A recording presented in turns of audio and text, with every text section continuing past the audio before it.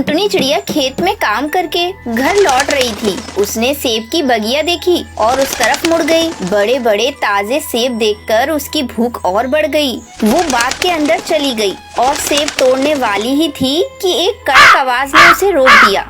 ए चिड़िया, खबरदार, जो सेब को हाथ लगाया बाग से बाहर निकल, जल्दी से बाहर आ जा, नहीं तो तेरी हड्डी पसली एक कर दूंगा। ठीक है काका, मैं आपके सेब नहीं तोड़ूंगी। बहुत भूख लगी थी इसलिए सेब खाने का इरादा बन गया था। क्षमा कीजिए, मेरी ही गलती है। मेरी भूख ने गुनाह करने के लिए मजबूर कर दिया था। सेब खाना है तो अपनी बगिया का खाओ। काका, मेरा इतना अच्छा कहाँ नसीब। बगिया तो बहुत दूर की बात है। मेरे पास तो एक सेब का पेड़ भी नहीं है।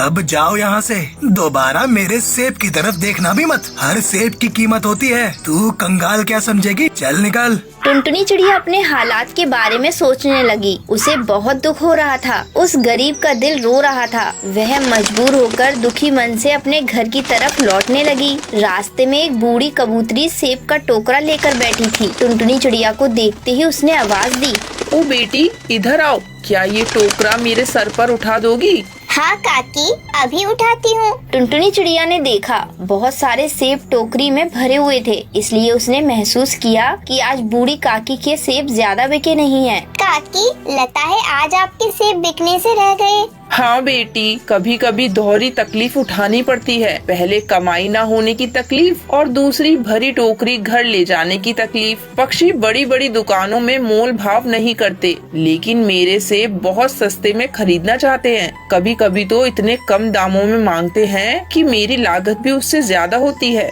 काकी, मैं आपकी दूसरी तकलीफ कम कर सकती हूँ। आपकी ये टोकरी अपने सर पर रखकर आपके घर पहुँचा दूंगी। रहने दो बेटा, मेरे लिए तुम क्यों तकलीफ उठा रही हो? यह रोज की बात है। कभी थोड़ा भारी बोझ, कभी हल्का बोझ रहता है। मैं तो काकी आपका आज का बोझ अपने ही सर पर लेकर चलूंगी। बूढ़ी काकी मना भी नहीं कर सकी और टुनटुनी ने पूरी टोकरी एक लकड़ी गाड़ी पर रखी और दोनों साथ साथ चलने लगी। काकी, अब इस उम्र में इतनी मेहनत का काम क्यों करती हो? बेटी, इस पापी पेट को भरने के लिए कुछ तो करना ही पड़ता है ना। आपके घर में आपके अलावा और कौन कौन है? मैं अकेली रहती हूँ बेटा। एक जवान बेटा था, वह भी भगवान को प्यारा हो गया। अब भगवान से प्रार्थना करती हूँ कि मुझे भी जल्दी से अपने पास बुला ले। बूढ़ी काकी के मुंह से ये सुनकर टुनटुनी चिड़िया की आंखें भर आईं। काकी, मैं आपकी टोकरी लाने और ले जाने का काम करूंगी। इतना भारी बोझ लेकर चलना आपके लिए हानिकारक है। इतना तो कर ही सकती हूँ। टुनटुनी चिड़िया सेब बेचने के लिए आवाज लगाने लगी। ताजे ताजे मीठे सेब ले लो, चक्कर देखो, फिर पैसे दो। लाजवाब लाल लाल सेब ले लो। एक कबूतर आया, उसने बहुत सारे सेब खरीद लिए। बूढ़ी काकी का मुंह खिल उठा। बातें करते करते बूढ़ी काकी का घर आ गया और टुनटुनी ने टोकरी उसके घर के अंदर रख दिया और बाहर आने लगी। रुक जाओ बेटी, तुम्हारा नाम क्या है? काकी, मेरा नाम टुनटुनी है। वैसे पक्षी मुझे टुन्नू टूनी कुछ भी कहते हैं। इतने में बूढ़ी काकी ने 2 सेब टुनटुनी के हाथ पर रख दिए। बेटी, खा लेना इसे, बड़ी मेहनत की है तुमने। काकी, मैं एक सेब खाऊंगी और दूसरा घर ले जाऊंगी। भगवान की कृपा अगर हो गई तो मैं सेब का पेड़ उगाऊंगी। काकी, ये दुनिया भी बड़ी अजब गजब है। कोई नफरत से भगाता है और कोई प्यार से खिलाता है। ठीक है बेटा, खा लेना और इसके बीज को खेत में डाल देना। टुनटुनी ने सेब खाए और उसके बीज अपने पास रख लिए। उसने सेब के कई बीज लगाए, लेकिन एक पौधा तैयार होने लगा। वह देखते ही देखते बड़ा हो गया। टुनटुनी चिड़िया उसे बार बार देखती और जितनी बार देखती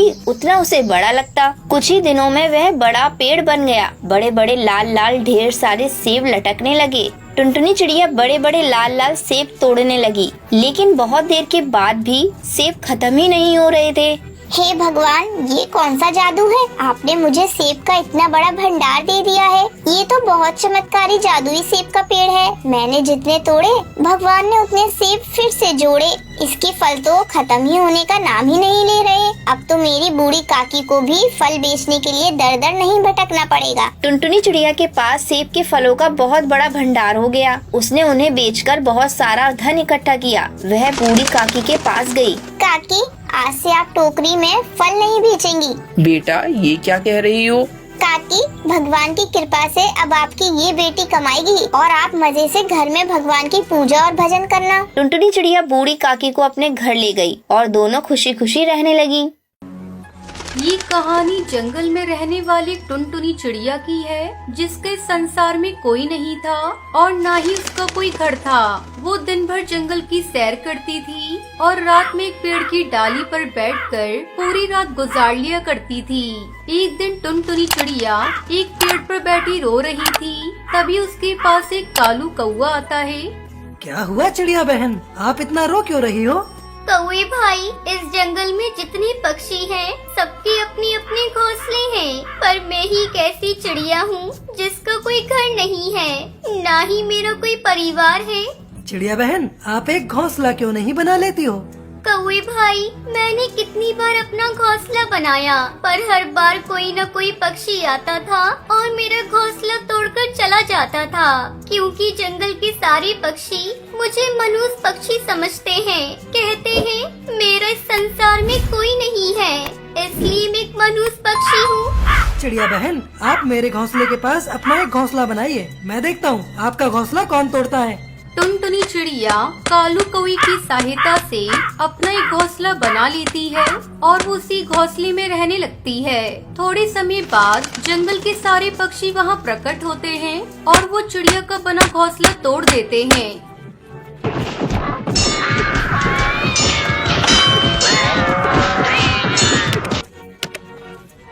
ये तुम सबने क्या किया? क्यों इस चिड़िया का घोंसला तोड़ दिया? कौवे, तुझे पता नहीं है क्या? इस मनहूस पक्षी को इस जंगल में रहने का कोई अधिकार नहीं है। मैं मानता हूँ कि इस चिड़िया का इस संसार में कोई नहीं है और ये जहाँ भी अपना घोंसला बनाती है उस जगह पर मनहूसियत ही छा जाती है, पर ये सारी बातें सिर्फ अंधविश्वास वाली बातें हैं। कौवे, तुम हमें ज्ञान मत दो, हम अच्छा बुरा बखूबी समझते हैं। इस चिड़िया को हम जंगल में घर नहीं बनाने देंगे। तभी एक तूफान आता है और तेज बारिश होने लगती है। उस तूफान में सारे पक्षियों के घोंसले टूट जाते हैं। मेरा घोंसला तो पूरा टूट गया, अब मैं कहाँ रहूँगा?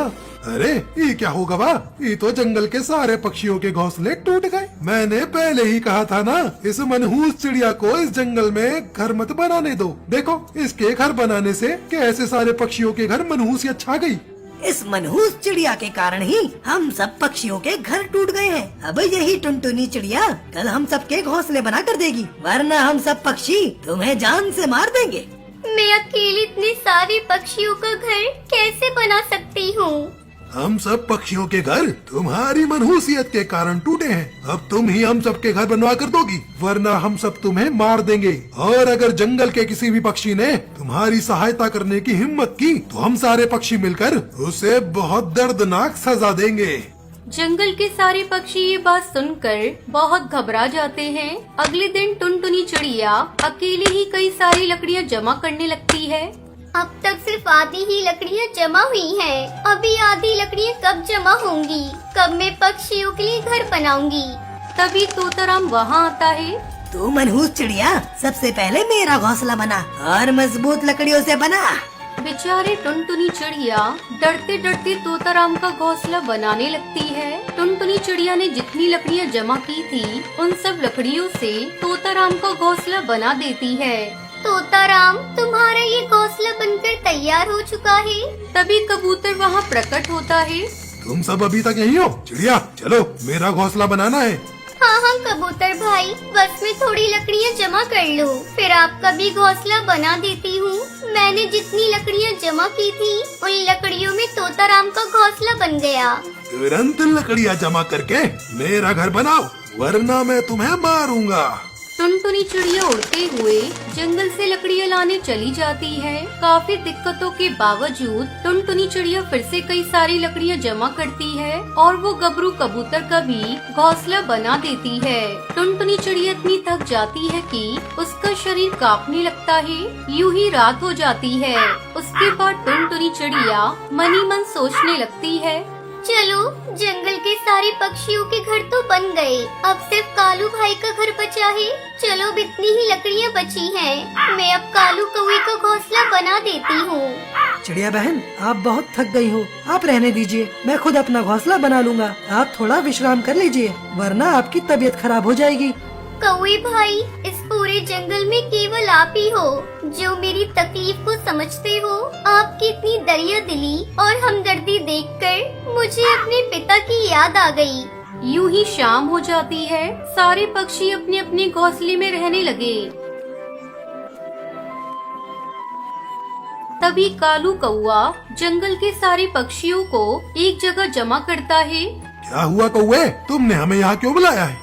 जंगल के सारे पक्षियों, तुम सबने कहा था उस टुनटुनी चिड़िया ने यहाँ अपना घर बनाया तो सारे पक्षियों पर मनहूसियत आ गई। पर अब तो उस टुनटुनी चिड़िया ने अपने ही हाथों से जंगल के सारे पक्षियों का घोंसला बनाया। अब तो कोई मनहूसियत नहीं आई इस जंगल पर। सारे पक्षी ये बात सुनकर हैरान हो जाते हैं। हाँ, ये बात तो सही है कौवे भाई, हमसे बहुत बड़ी गलती हो गई है। हमने उस मासूम चिड़िया पर बहुत जुल्म अत्याचार किया है। हमें टुनटुनी चिड़िया से क्षमा मांगनी होगी। कहाँ है टुनटुनी चिड़िया? मैंने टुनटुनी चिड़िया पर बहुत जुल्म किया है। मैंने उसे बहुत सताया है।